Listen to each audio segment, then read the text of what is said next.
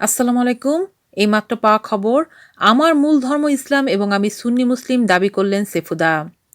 গত সপ্তাহে নিজের ফেসবুক পেজ থেকে লাইভে আসেন সেফাতুল্লাহ। তিনি মডেল অভিনেত্রী সাফা কবিরের নিজেকে পরকালে অবিশ্বাসী বলে মন্তব্য করা ইস্যুতে কথা বলেন। সাফা কবিরের বিপক্ষে কথা বলেছেন এমন মুসলমানদের গালিগালাজ করেন তিনি। লাইভ চলাকালীন সময় এক পর্যায়ে উত্তেজিত হয়ে পবিত্র ধর্মগ্রন্থ আল কুরআনকে ছিঁড়ে ফেলেন এবং তা টয়লেটে নিক্ষেপ করেন। আবার গত ২১শে এপ্রিল নিজের ফেসবুক হ্যান্ডেলে লাইভে এসে তিনি বলেন, আমার মূল ধর্ম ইসলাম। এই ধর্ম আমি কখনো ত্যাগ করিনি এবং নিজেকে সুন্নি মুসলিম বলে দাবি করলেন।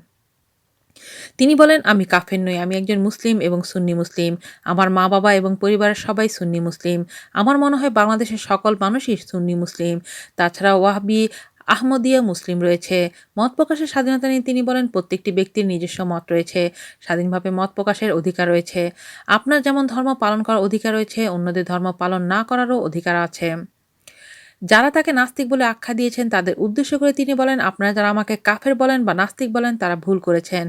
নাস্তিক অর্থ আপনারা জানেন না। তিনি বলেন, আমার নামে মিথ্যা প্রোপাগান্ডা ছড়ানো হয়েছে।